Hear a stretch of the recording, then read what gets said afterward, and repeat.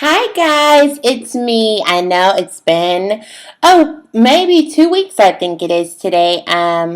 As you know, some of you may not know, but I signed my book deal today. So last week I was writing the book and finishing the manuscript. So that's why I couldn't come and see you guys last Friday. But I'm here now, and you are watching Bringing Purpose Back to Life. This is the Cora Coleman edition. So let's get right into it. Our question today says, Lady Cora, what do you do when you know what God is calling you to, but you're being boxed in at every turn, and then you literally don't feel anymore like you're a fit to where you are at churches? What do you do? I'm not a person that believes in going from church to church, and there are a lot around, but I am not called to them. Can you please help me out here? And so, thank you for your question. It's it's it's a heavy question, but I understand what you're meaning, and I understand it so well because when I was younger and I had purpose, and I still have purpose, but when I was first introduced to this thing called purpose that God has planted on us, it was very difficult for me, and I felt like every time a good thing happened, something really bad happened. And because of this, as a result, I built what I called my dark room, and I would go into this dark room, and mentally, psychologically, I would go into this dark room, and there were no windows and no doors and no light, and it felt like all I wanted to do was to break out. As I got older, I understood that the power in my faith produces my ability to get out of my situation.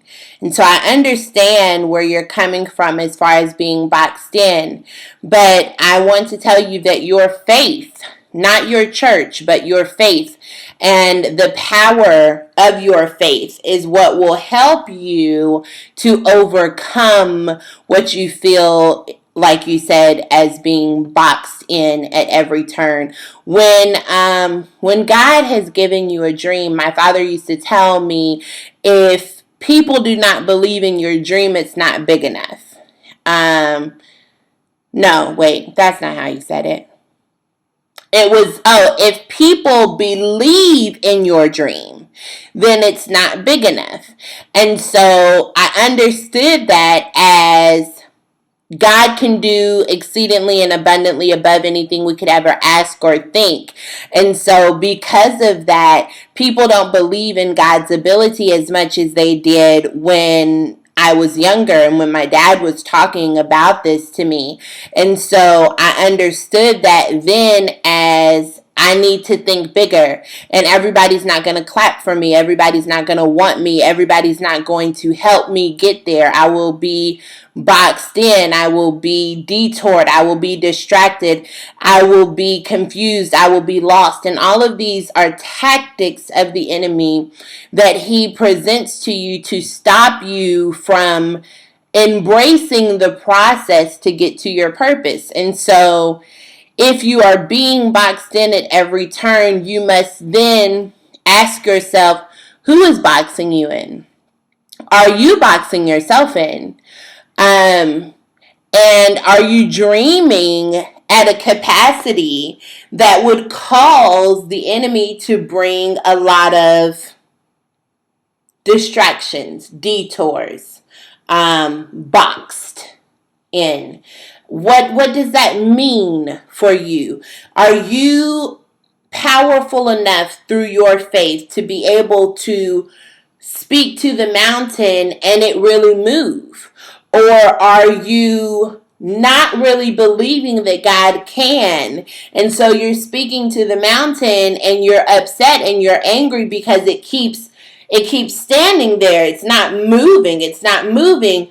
But if you have power with your faith, then you can speak to the mountain or the boxes that are boxing you in and command them by the power of the faith that is in you to move, and they have to move. And so the question is, how big is your faith? We oftentimes believe God for the things that we can see, but forget that we were supposed to believe in Him on the things that we cannot see. And so if you are too busy focusing on the things that are viewable, that are visible, that are attainable, that are tangible to you, you will miss out on the opportunity to build the ark that will save you from the storms, to build the faith that will cause you to be able to propel into your purpose. So the first thing that I challenge you to do is build your faith in God's ability that you see, and your faith in God's ability to do what you have not seen yet. And so I spoke on a call the other night, and I said faith allows you to knock on the locked door, understanding that by faith, God will open the door, and He doesn't need a key to open the door. He will unlock the door for you. All you have to do is by faith knock on the door. I believe that when Lot's wife was walking towards her promise, was going towards her purpose, she got so distracted by the things that God was burning up behind her that she was not able to look forward in faith for what she could not see. And so because she was too focused on the things burning up behind her that she could see, she missed out on the blessing that God had in store for her that she did not have access to see yet. And so I say to you, God can do better without you seeing than He can with you micromanaging His ability and then hoping that He'll do what you are telling Him to do.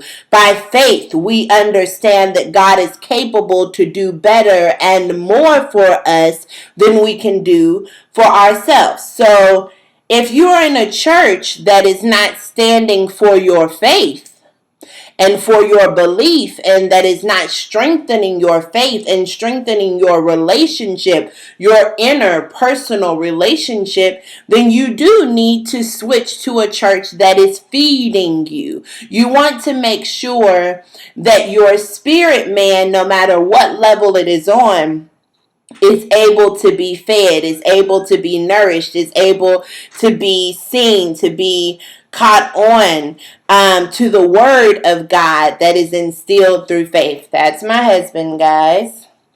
What's up? And so I understand that finding a church that is comfortable for your spirit is difficult. Finding a church that can satisfy your flesh is easy. And so the challenge is, are you interested in feeding your flesh over your spirit, or will you be willing to let go of the fleshly desires of the world in order to obtain the spiritual blessings that God has in store for you? And so with your churches, you need to make sure that you are in it for the right motive, and the message that they are delivering to you is received to you within that moral and core value that you set within yourself. And last but not least, it's not about the church. And as a preacher's daughter, I know that this is going to be difficult. I'm probably going to get a lot of backlash from this, but your body, your relationship, your lifestyle is your proof of connection to God. When you are so into God that you have to find a bathroom to worship in at work, that you can listen to a worship song in your car and bring the glory of God. The church is wherever God dwells. Wherever he dwells, that is the church. And if God is dwelling on the inside of you, then you don't need a building to bring about relationship and connection with God. The building is to feed your spirit and to acknowledge the church and be able to be connected and a part of a church movement. But relationship with God starts at home. And so stop looking to the church to save your relationship with God and to save you from being boxed in, and start looking to God as your freedom, because he is able to free you. He is able to change you. You don't need a pastor to save your life. If you have a Bible and you have a heart to worship, right where you are, whatever you are doing, bow before the Lord and tell him, God, I give you all that I have. Instill me with the faith that is needed for me to pursue what you have called me to do. You spoke this over me, and your word cannot come back void. So I decree and declare that I will walk into the purpose that you have called for me, God. I decree and declare that I will be different. I will worship you and serve you, and you will bless me because of this. God, I come to you vulnerable, scared, and searching for you. And I know that if I seek, I shall find. I hunger for you, God. Open the doors. Move the boxes out of the way and have your way.